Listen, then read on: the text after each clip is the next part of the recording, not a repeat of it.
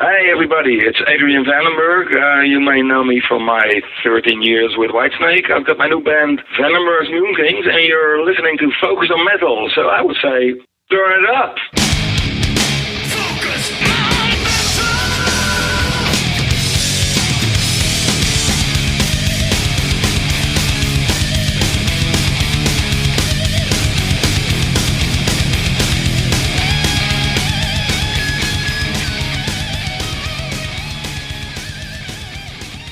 Hey Metalheads, Scott Thompson here, welcoming you to another week of that which has come to be called Focus on Metal. Hope you guys enjoyed last week's episode with Richie's chat with Robin McCauley. If you haven't heard that one, then make your way up to iTunes, Amazon Music, or to focusonmetalpod.com, and you can get that episode streamed directly into your little metal ear holes. But this week, we kick off the first of 2 weeks of talking with Warrant's Joey Allen. And the primary focus of the chat is the anniversary of their album Dog Eat Dog. But, within there is also Richie's going to probe him about all kinds of other things as well. But like I said, this is week 1 of 2 of that. And I just figured that, we've been having several weeks of, almost hour-long or over hour-long episodes. And the weather is getting warmer. People got things to do. And so I thought, why not split this one off into 2 more manageable bite-sized chunks for your listening pleasure. And speaking about listening pleasure, I got to say, the last probably week and a half has definitely been a bonanza of vinyl for me. I know if you folks keep track of us on Twitter, I've been posting a couple of things that have come on, but I did actually make a count before I sat down to do this episode to see what the latest pile was. And over the last probably week and a half, I'm looking at 22 single and double albums that I've had roll in. And these aren't freebies. This is stuff I'm going out and buying. And that doesn't include the one that just rolled in today, finally, which was the 5-disc set for Rush's Moving Pictures, the anniversary box set. But I've definitely been getting some really great stuff in, including all of the new Armored Saint reissues. Those are great. A couple of rarities that I posted up on Twitter. And just, all kinds of good stuff. But it has definitely been a good couple of days of vinyl. I have most certainly caught the vinyl bug as strong as I did way back when I was a wee metalhead. So as I said in the beginning there, this week we are going to be diving into Warrant's 1992 release, Dog Eat Dog. And actually, weirdly for Focus on Metal, usually we do these anniversary episodes months after the anniversary. This time we're actually early, and because this thing didn't come out until August. Got recorded February to April of 92, but didn't get released until August. Produced by the incredible Michael Wagner. And, in the liner notes, Janie Lane does actually write, this album is dedicated to Joey Allen, one of the most underrated guitarists in rock today. So it's only fitting that, if the album got dedicated to Joey Allen, why not talk to Joey Allen about the album? And that is exactly what Richie did, and you are going to hear the results of that over the next 2 weeks. But more importantly, you're going to hear the beginning of it right now. I need to ask you, when I was supposed to do this on Friday, you said you were rehearsing some Dog Eat Dog songs. How many of them do you put in the set now? We're putting 4 songs right now that are in the set. Okay, nice. Because I think the last time I saw you, you only did 1. Probably. Where'd you see us? Tupelo Music Hall in New Hampshire. Wow, that was a long time ago. A couple of years ago, yeah. Yeah, we probably just did Machine Gun, which we do a lot. Yeah. Because it was the first single off that record. But there's 4 songs right now in the set, and possibly more. We'll see how it all rolls out. Nice. Yeah. Right, we're going to talk about Dog Eat Dog, but I need to go back a little bit and talk to you about Beau Hill. Okay. I've interviewed Beau, and I know Mike Slammer played some guitars on the first 2 albums, and you did some, but the way I want to approach this is I interviewed Beau about an album he did with Twisted Sister called Love is for Suckers. Right. He had Reb Beach play on that. Now, the process with Bo was he'd get the Twisted guys to play, and then he'd get Reb to play the same parts, and then he'd choose which one was better. And he said over 90% of the time, Reb's parts were better. Was that the way Bo did it with ye guys, that he got Mike to play all the parts and ye guys to play and just pick Mike's? That's not how I understand it. If he did that, then that's crooked. What he did, and just so you're aware, from my understanding, unless Bo did something that nobody else is aware of, Mike played some solos, not all solos, okay? I played solos. I played mini solos on the first two records. I could go track by track and tell you which ones I played that I sat there and recorded. I could go track by track and tell you what solos I played on Cherry Pie. Okay. You know? So what he did was, he thought that Warrant needed an Ed Van Halen in the band. Warrant didn't have that. Warrant wasn't that type of band from the get-go. We weren't that type of band in clubs. We were who we were, and that's why we got signed. Janie wrote some great songs, and we delivered them the way we did as a band, period. What Bo wanted to do was Bo wanted to have a player on the records that was an Eddie Van Halen-esque type of guy. And at the time, neither Eric nor I were of that caliber, hands down. Not, debating that at all. So what Bo said and did was, we've got this guy, I'm going to bring him in.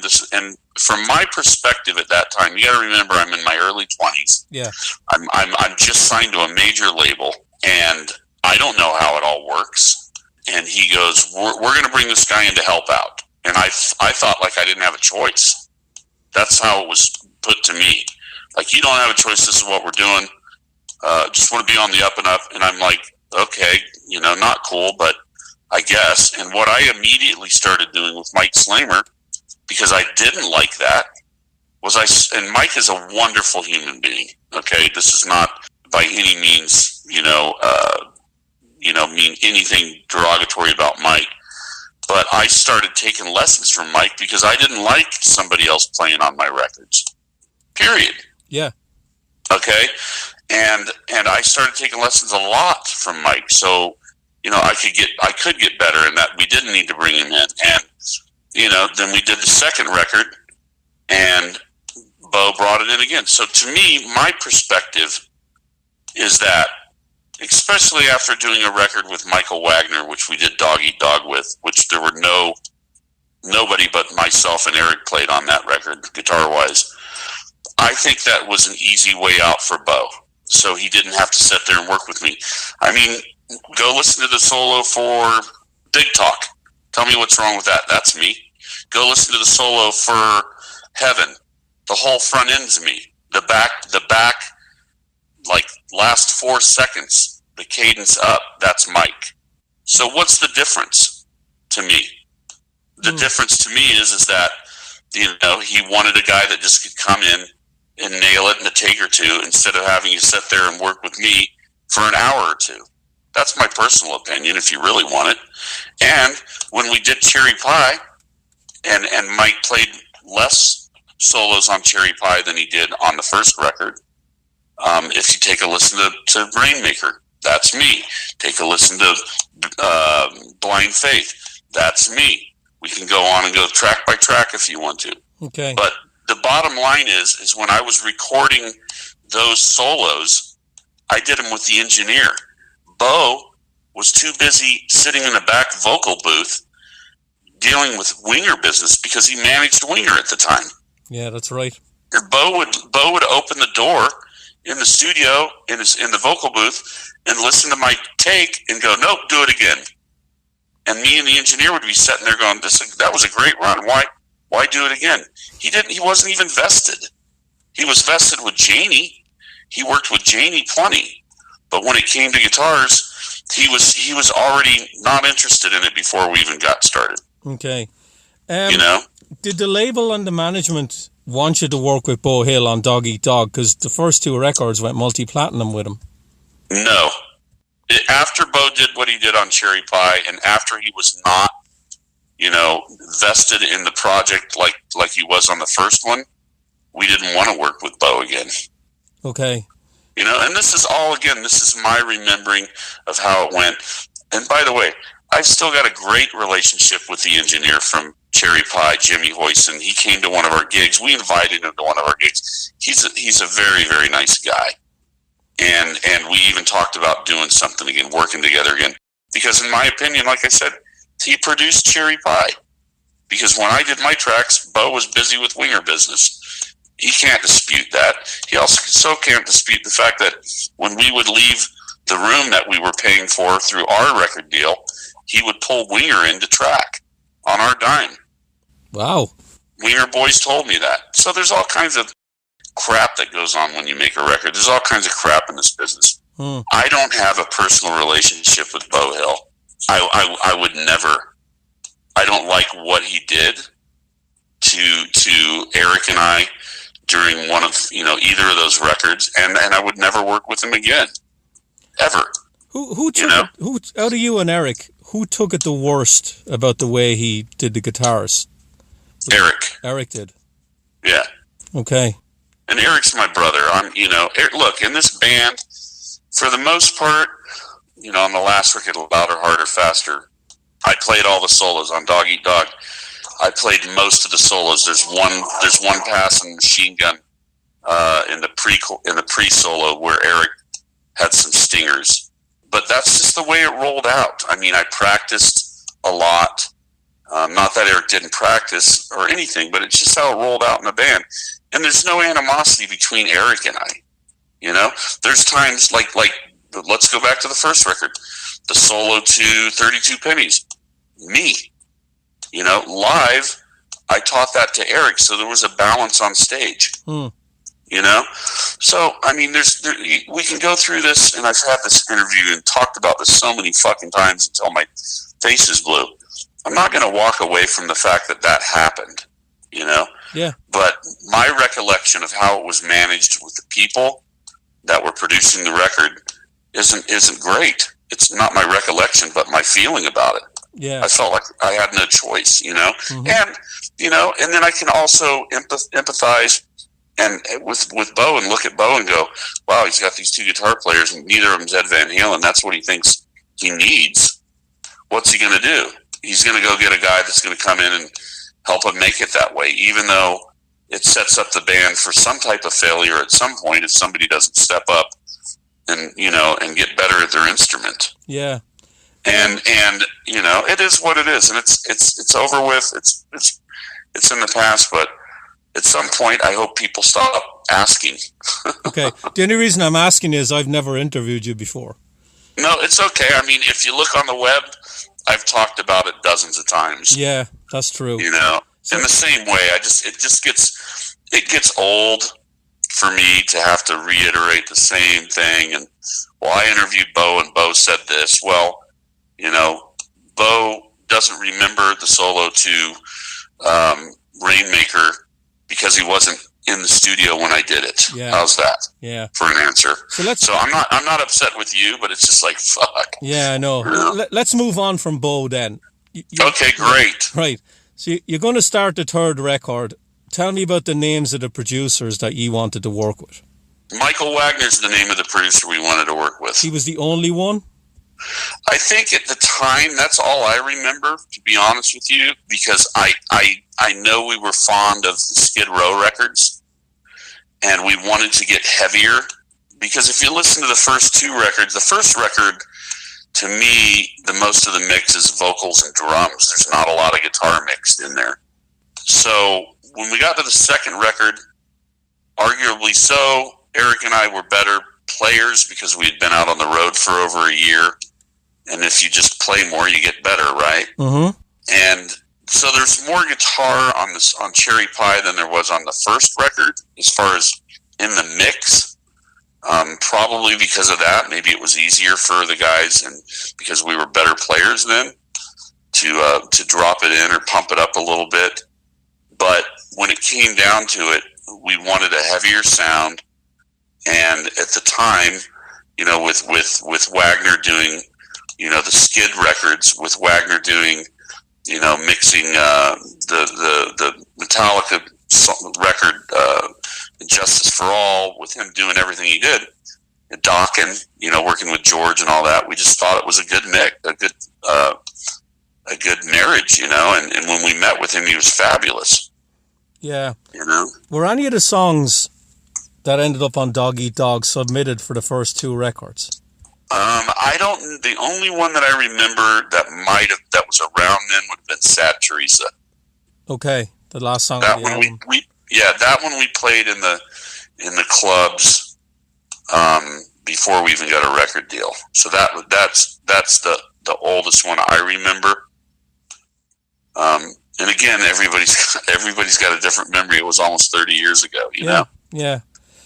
I want to talk to you about Janie and his songwriting, because in a lot of ways it's unusual for one guy, especially the singer, to write all the songs. Did you talk to Janie about how he approached songwriting and what his methods were? Janie wrote the songs from the get-go. When somebody's that talented or gifted at writing, I mean, you kind of just back off and let them do what they do. I mean, I'm still to this day, if you look at the last three records that have happened with Warrant, I think I've got a writing credit on one song. I'm not a songwriter. I'm just not that guy. I'm a guitar player. I'm a wingman. I'm not a guy I don't have that knack. I don't have that melody knack. I mean, Robert has it. Jerry has it. Eric even has it more than I do. I don't have it. When you get a guy like Janie in the band that's so good at it, that you just let him do his thing. I never wanted to interrupt the process. I would support it. If he would go, hey man, I've got this riff, come here, check it out, what do you think? And I would play along and help him out if he needed it, or if he had something that was completely done, or mostly done, and he brought it into rehearsal and he would show me the riff, then I would have to play the riff. And, if you're a musician or know very many musicians, not everybody plays the same way. Not everybody has the same feel, the same cadence. And so certainly if I'm playing one of Janie's songs that he's written, and he's got to at some point go, that's great. That's it. Good. And it's still going to be the way I'm playing it, with palm muting and the way you pick up or down. And I mean, there's a lot of things that change. So long story short, I never really bugged him or got into his process. I didn't want to interrupt it. Yeah. When he presented songs to the band to play, would he present the full song with no solo in it and then leave it up to you to do the solos? Did he play it acoustically to you? Usually he'd play it acoustically. Okay. So it's not like the rhythm parts for guitars, although they were there was some artistic freedom for me and Eric to play the way we played. That's what I'm trying to say, is that you don't, just because you write Smoke on the Water, not everybody plays Smoke on the Water like Ritchie Blackmore does. Yeah. Do you know what I mean? There's a way, there's a soul and a heartbeat behind every musician, and when you get 4 or 5 musicians together, they're like fingerprints on a hand. The pinky fingerprint's different from the ring fingerprint. The middle fingerprint's different from the thumb fingerprint. But when you put all those fingerprints together and make a fist, you have a fist. You have something powerful. And that's the best way I can describe a band, and our band, is that, Lane had the gift for writing. And just as much as he had the gift for writing, Stephen Sweet, our drummer, had the gift for singing those high melodies. Yes, he did. And so his voice is just as important in Warrant as the song itself to me. And the way that he plays open-handed on the drums, which not a lot of drummers do. And if you talk to any drummers that, or cats that do it for a living, they'll tell you that's very unique. and that has a lot to do with the sound of Warrant. Same thing with the way Eric and I play. It's all part of that fist. Does that make sense? Yeah. Joey, did any of the songs ever change a lot then from when Janie brought it in, that maybe the tempo changed on it, or it got a lot heavier than what Janie envisioned in the beginning? Or did you more or less keep the same blueprint that he brought? The blueprint, if you're talking about blueprint as far as, the basic arrangement of the song. Yes. Yeah, probably for the most part they'd stay the same. Sometimes it would change. In pre-production, when you're working with a producer, producers can change it. Producers can say, play this writing A that's written, all the way through this verse, play it with all downstrokes, or play it with all upstrokes, or play it with down and upstrokes, because all three of those sound different. And so things like that, technical things like that, would happen all the time. They would happen when you're setting a recording. Okay. But as far as arrangement and or the writing of it, I mean, it could change a little bit. But the way that Lane wrote, back to that one question, is that his thing was, if it doesn't sound good on an acoustic guitar and it doesn't translate on an acoustic guitar, then no matter what type of icing you put on the cake's still going to taste like shit. Yeah. You got to have a great foundation to have a great song. And when he would come up with something like Heaven, for instance, which was there before we even got a record deal, and there when I auditioned for the band, you hear something like that and you're like, fuck, this guy's a great songwriter, Mm-hmm. And that's just the way it was. A lot of the other bands in LA that had way better players, that had guys coming out of GIT that could play circles around any of us. Their biggest thing they didn't have was songs, and that's a big difference. Mm-hmm. You can be an amazing player, you can be an amazing singer, you can be all kinds of things, but when it comes down to it, people remember the songs before they remember who sang them. Yeah. And no disrespect to anybody out there that's a great player. I'm a fan of a lot of guitar players, and I can hold my own now. I've really worked hard in the last 40 years to get better as a player, but I'm still not, nor will I ever be or ever pretend to be of anywhere close to like Ed Van Halen or Joe Satriani or Steve Vai, all those guys who I deeply love listening to. And I'm just not that guy, man. And it's okay. So, I can sleep at night. So, Joey, whose decision was it to record the album in Morrisound Studios in Florida? Because that studio primarily was known for, death metal and thrash metal back then. My memory of that was that we wanted to get as far away from Hollywood and the glitz and glamour and shiny, Warrant's a pop metal band as possible. And I don't know how that came up, but when it did and it was presented to the band, I'm sure we all said that's fucking perfect, because we just wanted away from it, and go somewhere where we could go for 6 weeks where it was just the band.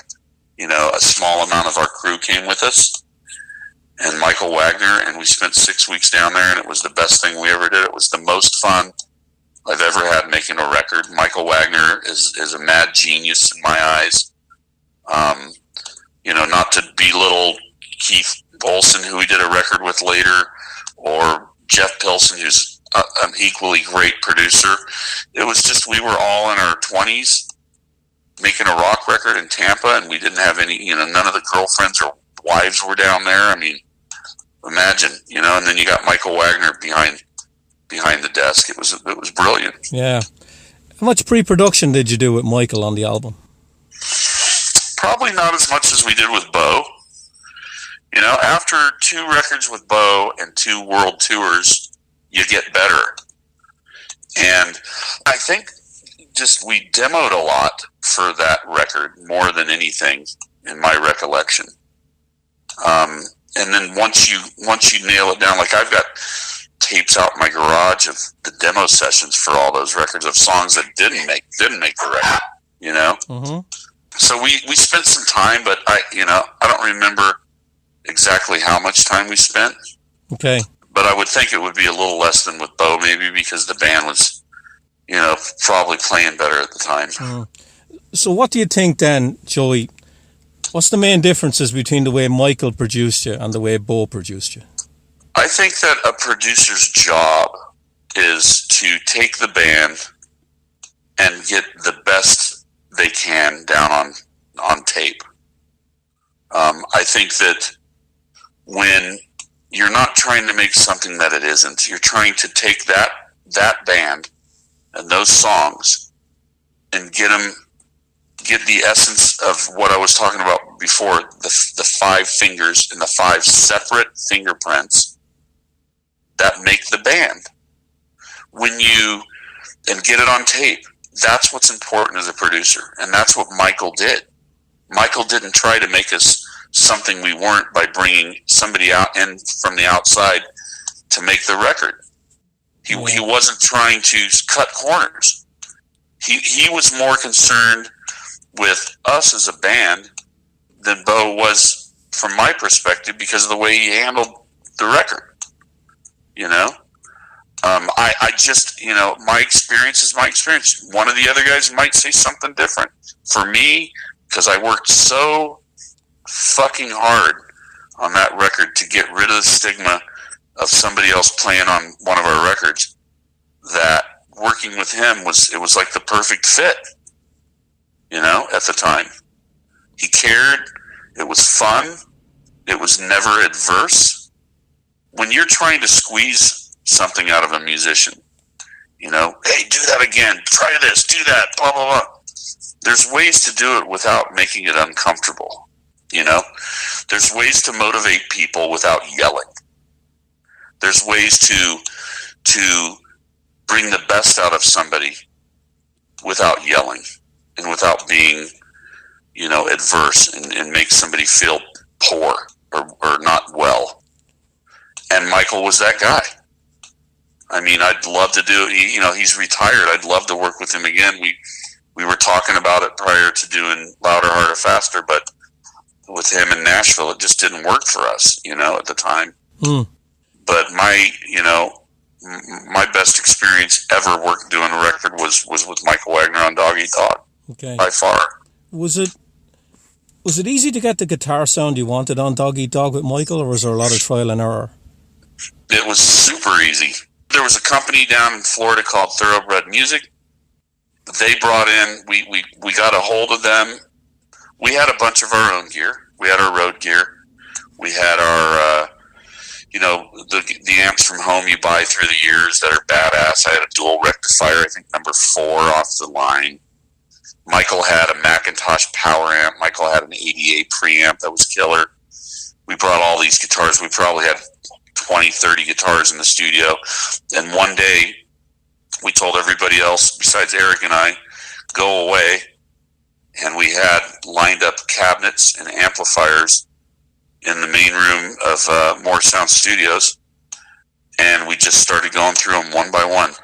We'd plug in one amp to one cabinet. We'd go through all the cabinets. We'd find that right fit if we, and we'd go keep on doing it, at least 6, 7 amps, 8 amps, maybe, that Thoroughbred brought down. And I'm talking about old vintage Marshalls and Fenders and High Watts and everything you can imagine. And at the end of the day, you get about, 3 or 4 tones, and you send all the other gear back, and that's it. And that's what we did. It was a fucking blast. You see, we're on a mission from God. Doesn't it sound, are you a guitar player? I am not. Doesn't it sound fun if you were one?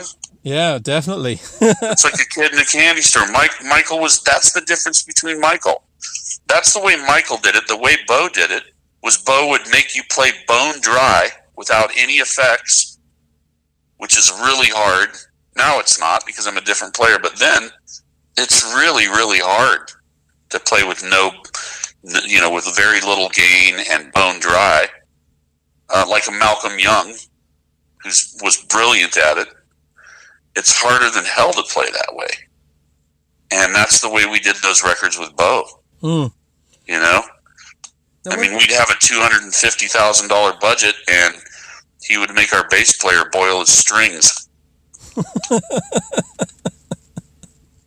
You know? I mean, there's just stuff that just is like, really? Come on. So, Michael was a pleasure, man. Well, I interviewed Ty Tabor recently from King's X. Right. And I was talking to him about Michael because they did a couple of records with Michael. One of the things he said, because he's a producer now as well, he's got his own studio.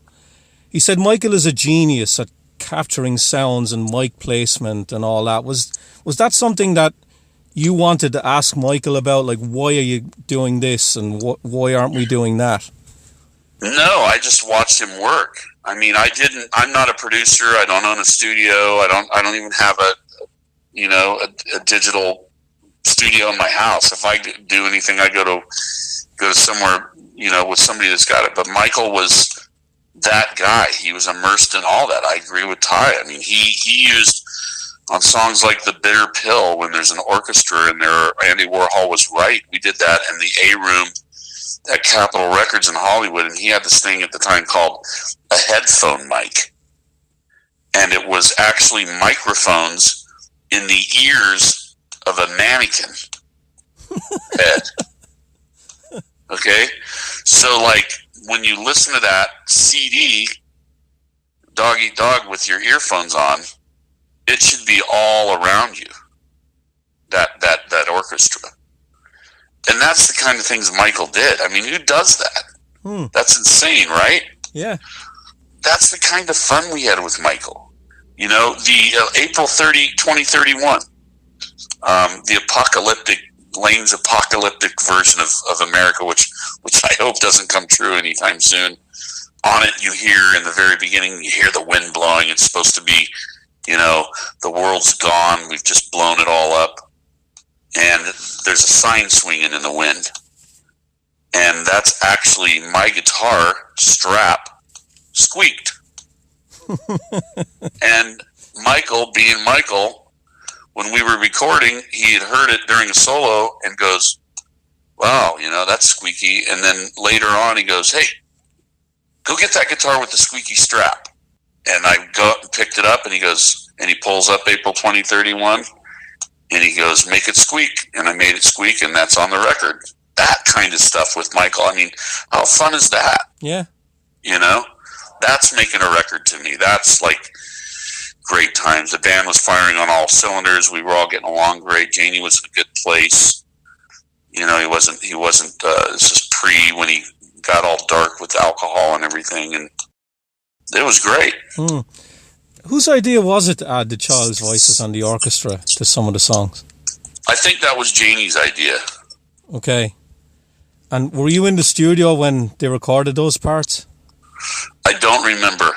Okay. I plead the fifth. What was your initial reaction then when you heard those completed songs with all those added into it? I probably heard it like the day, because the way the studio worked for me is that we were living in Tampa. We had 6 weeks down in Tampa. We had everybody, two band members would share a condo. So I was staying with Jerry, because Jerry and I, back in the day, when we were all young, Jerry and I hung out more together than Eric. Eric hung out with Janie. I hung out with Jerry, and Steven kind of always just did his own thing. And then Michael had his own condo. And what would happen is about 10 in the morning, is you would hear this rental Lincoln car. It would start up. You'd hear the engine rev like it was going to be blown up, and then you'd hear it screech down the parking lot to my condo. And Michael would yell, "Dudski!" out the window, and I'd roll out about 10:30 and go get in the car with him, and then he'd squeal out of the parking lot, tearing the shit out of this poor rental car. And Michael and I would go to the studio first. And Michael and I would be in the studio from about 11 till we'd do 3 hours a day, maybe 4 sometimes, of guitar tracking. And then the other guys would roll in. And when the other guys would roll in, it'd be lunchtime. And Michael would proudly claim, food! And we'd go eat somewhere for an hour, and we'd come back, and then they would get into Eric's tracks or vocal tracks. And a lot of the vocal stuff was done at night. And I don't even know where those kids recorded. That could have happened post-Tampa. That could have happened in L.A., for all I know, because I think some of the kids on there are friends of the band or friends of Janie, maybe. So when you're tracking guitars with Michael, how does he push you as a guitar player to get a better performance out of you? What's the best way? Like a great wingman. That's the best way I can say it. He's not polite about it, but he's not angry about it. It's the best of both worlds. I mean, the guy just knows how to communicate with musicians to where it makes you want to keep going, even when your fingers feel like they're bleeding.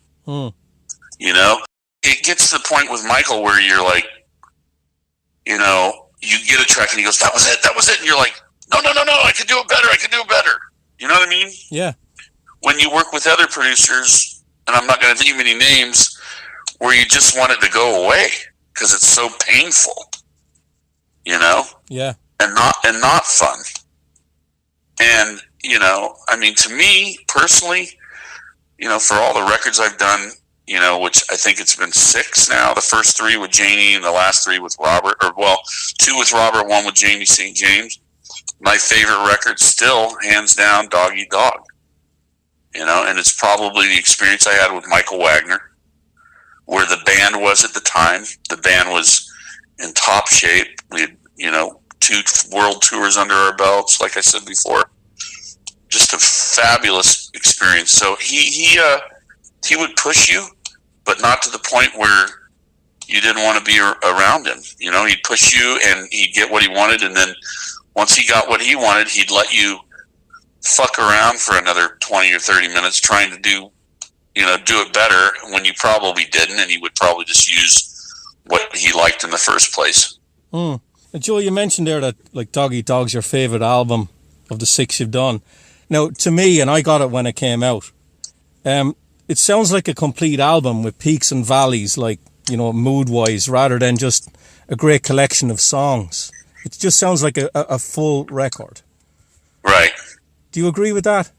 I think that it is, out of all of them. And I think that comes with maturity. I mean, it's like anything, the band. I mean, look at the trials and the tribulations from the first go. I mean, literally, if I didn't step up, guitar-wise and get my shit together and take lessons from Mike Slamer and get better at my craft, I could have been replaced real easily, But that wasn't the case. And when that record was written and Lane got heavier, being a guy that grew up in the band, Eric did too, so I don't want to sound like the only metalhead in the band, but being a guy that was into, Priest and Maiden and UFO, and, like I was in a band with Lars Ulrich before Metallica even came around.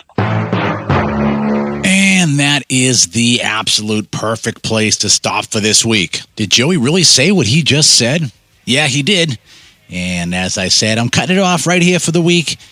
You can hear more about that on the next episode. I am in intense pain, Pinky. When we run part 2 of the interview with Joey Allen, all about Dog Eat Dog. But for this week, that's it. There ain't no more. Stick a fork in it. This puppy is done. So for Richie, myself, and everybody else here at Focus on Metal, have yourselves a great metal week. And until we talk to you again, remember... Focus on Metal! Everything else is insignificant.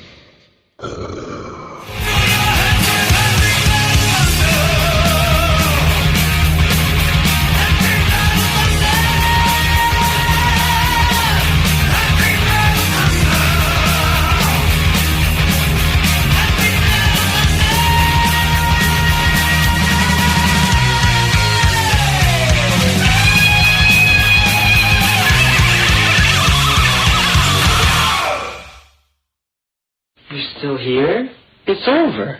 Go home.